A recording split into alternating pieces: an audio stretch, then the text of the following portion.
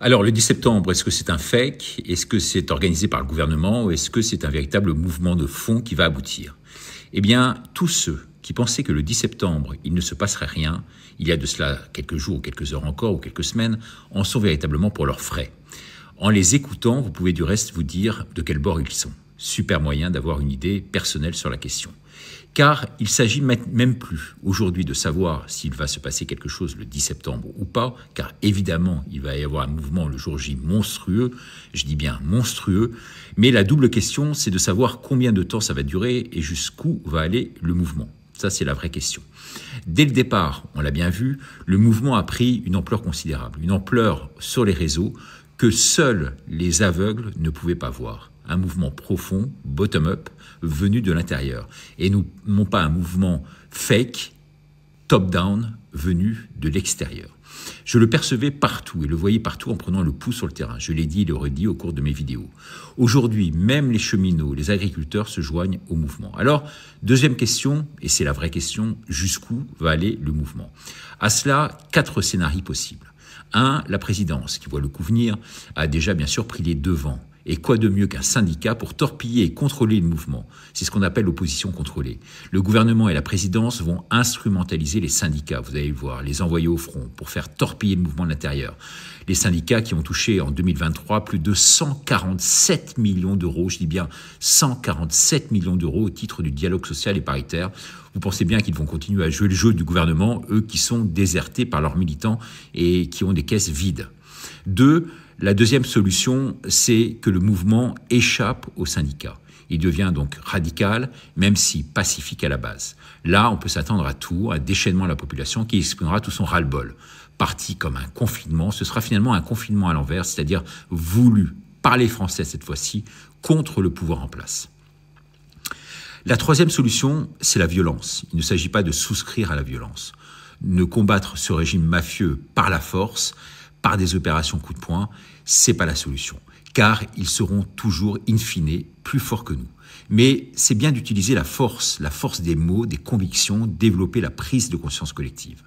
Il s'agit de ne pas rentrer dans l'engrenage de la terreur vers lequel ils veulent nous entraîner pour, in fine, établir donc le plan Marshall, une loi déjà préparée qui permettrait le transfert immédiat à des forces de l'ordre de police militarisées. Alors bien sûr, à la première lecture primaire télévisuelle de ces émeutes potentielles à venir, cela pourrait nous offrir un sentiment de jouissance éphémère lié à une possible insurrection, un renversement du pouvoir. Mais la seconde interprétation, plus fine, consisterait à penser que ces images nous desserviront plus que tout, puisqu'elles ne feraient finalement que servir, nourrir l'ennemi juré, ce pouvoir en place et ce système. 4, ce serait le scénario idéal, mais auquel je crois, moi, de plus en plus, et j'en suis persuadé, c'est que le président se retire et que le Premier ministre démissionne. Ce couple infernal, plus personne n'en veut en France. Il suffit de voir et de prendre le pouls sur le terrain. Vous ne trouverez personne vous dire qu'il souscrit à la politique de Macron ou à celle de Bayrou. Et lorsqu'il y aura des personnes qui s'exprimeront par millions dans ce sens, dans la rue et dans la durée, ils seront bien obligés d'en tirer les conclusions. Alors, pour que le mouvement ne fasse pas flop, il faut d'abord qu'il perdure dans la durée. Si dès le 11 septembre, c'est terminé, alors ce sera un échec cuisant. Ce sera les tours de l'espoir qui s'écrouleront. Non seulement on pourra aller se rhabiller, mais il n'y aura quasiment plus rien à faire. Et moi, je pourrais quasiment arrêter mes émissions. Alors, j'en termine par là. 4 choses évidentes à suivre. Surtout, il faut, 1, qu'il n'y ait pas de leader autoproclamé. Si vous en voyez un apparaître sur les chaînes de la télévision mainstream, ce serait déjà extrêmement mauvais signe. Ce sera au peuple d'en désigner un et sur le terrain. 2, qu'il n'y ait pas de consigne particulière. Chacun sait ce qu'il a à faire dans le cadre de la philosophie de ce mouvement. 3, qu'il n'y ait pas de syndicat, pour la raison évoquée ci-dessous. Oui, surtout pas. Laissons-les de côté, ces syndicats, il ne faut pas se joindre à leur mouvement.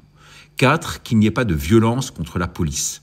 C'est ce que Macron va vouloir faire, comme on l'a vu avec les Black Blocs à l'époque. Foutre le bordel pour bien sûr augmenter la répression et sortir l'article 16. Oui, il faut que la police et la gendarmerie soient de notre côté, que la population exprime à sa manière, comme elle l'entend, cette contestation généralisée. Avec l'esprit bien sûr gilet jaune de la première heure. Je dis ça, je dis rien.